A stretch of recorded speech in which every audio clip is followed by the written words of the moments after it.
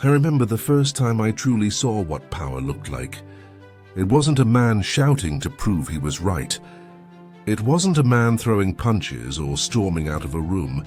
It was a man who said nothing. Everyone around him was yelling, voices sharp, movements fast, emotions raw. But he just breathed. He looked at each person with calm eyes. Not fear, not arrogance, just stillness. And within minutes, the storm around him began to quiet. Because when one person remains still in chaos, everyone else feels their own noise. That's when I understood. Calm men win every time. The illusion of loud power. We live in a world that mistakes noise for strength. We think the loudest voice wins the argument. The fastest reaction shows dominance. The man who explodes first must care the most. But the truth is quieter. Real strength doesn't rush. It doesn't beg to be noticed. It doesn't need to prove anything. I used to be impulsive, quick to react, eager to defend myself. I thought calmness meant weakness. But every time I lost control, I lost clarity. And every time I stayed calm, the world unfolded in front of me like a chessboard. Moves became obvious. People revealed themselves. That's when I realized noise is emotional. Calm is strategic. The psychology of stillness, there's science behind it too. When we're angry, when we panic, the body floods with cortisol.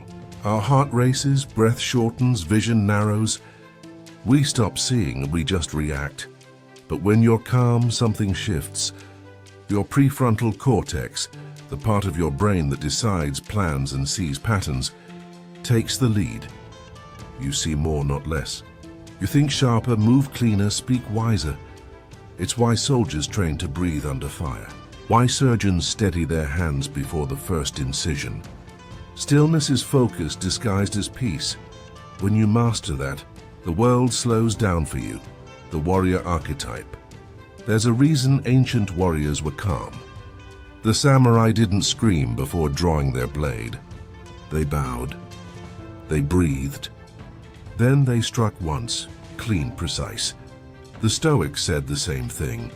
Marcus Aurelius wrote, "If you are distressed by anything external, the pain is not due to the thing itself, but your estimate of it.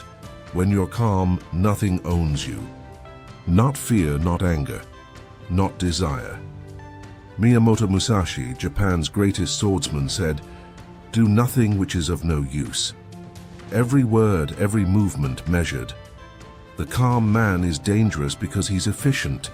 He wastes nothing, not energy, not emotion, not time. The modern battlefield, but today's war isn't fought with swords. It's fought with words, opinions, impulses, and distractions. Our battles are digital. Our enemies are reaction, comparison, and ego. You open your phone, and chaos screams for attention. Someone insults you online. Someone cuts you off in traffic. Someone misunderstands your intentions and your instinct. Fire back, prove your point, but every reaction gives away power. The calm man pauses. He watches everyone else burn their energy while he gathers his. He doesn't suppress emotion, he channels it. That's the difference between being calm and being numb. Calm men feel everything, but they choose their response. The pause between stimulus and response. There's a quote I've lived by for years. Between stimulus and response, there is a space. In that space lies our power and our freedom. Viktor Frankl, that space, is calmness. When someone insults you, you have 2 seconds, 2 breaths, to decide who you'll be next. React instantly, and you hand them control. Pause, and you take it back. I've learned that the calm man isn't avoiding conflict. He's creating the silence where truth can appear. Because in silence, lies reveal themselves. Motives surface, and patience makes enemies expose their own weakness. The man who doesn't react controls the tempo of every situation. Real-world example. During World War II, there was a story about General Dwight Eisenhower. A young officer once burst into his tent, panicked about a sudden enemy move. Eisenhower didn't even stand up. He quietly lit a cigarette, took one slow drag and said, "Sit down, son. Let's think before we act." That single act, calm under fire, changed the tone of the entire command post. Soldiers who were trembling moments ago steadied themselves. Calm spreads faster than panic. And that's something I've seen in real life too, at work.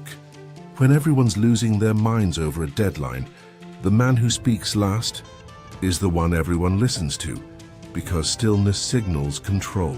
And control in chaos becomes leadership, the discipline behind calm. But here's what people get wrong. Calmness isn't natural. It's trained. It's a discipline. It comes from breathing when your body screams to react, from walking away when your ego demands you stay, from listening when you want to prove a point. I didn't wake up calm, I practiced it. Through meditation, through silence, through mistakes that taught me humility. I started noticing the small moments, how I grip my hands when angry, how my chest tightens before replying. And instead of fighting it, I observe it. That's the first step to mastering stillness, awareness. Every calm man you admire once lost control too. But he learned the art of stilling his inner storm before trying to control the outer one, turning stillness into strength.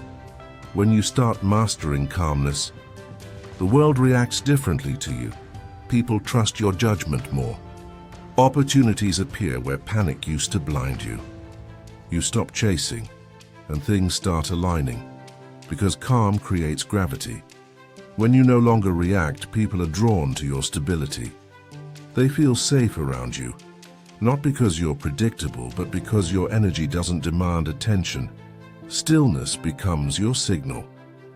It says, I know myself. I don't need to prove it. You'll find that the quieter you become, the more people listen. The less you fight, the more you win. And sometimes the most powerful move is no move at all. The silent victory. The calm man doesn't chase control. He becomes it. In every storm, he's the eye, centered, still, unshaken. He knows that emotions are waves. They rise, they crash, they fade. But beneath them, the ocean remains. And that's what stillness really is. Not the absence of emotion, but the mastery of it. I've learned that calmness is not about doing nothing. It's about doing only what matters. It's not about being detached. It's about being deeply connected, but never consumed. When you stop reacting, you start perceiving. When you start proving, you start improving. And when you stop fearing silence, you begin to hear the sound of truth. So the next time someone tests your peace, remember this. You don't need to fight for respect. You earn it quietly. You don't need to shout to be heard. You just need to be still long enough for others to realize you were right all along. That's the paradox of power. The calm man doesn't win because he's lucky. He wins because he's prepared when chaos arrives. And chaos always arrives, but he's ready, silent, steady, unmoved. Because calm isn't the absence of force, it is the force. Be calm. Be still. In a world that moves too fast, your stillness will be your advantage.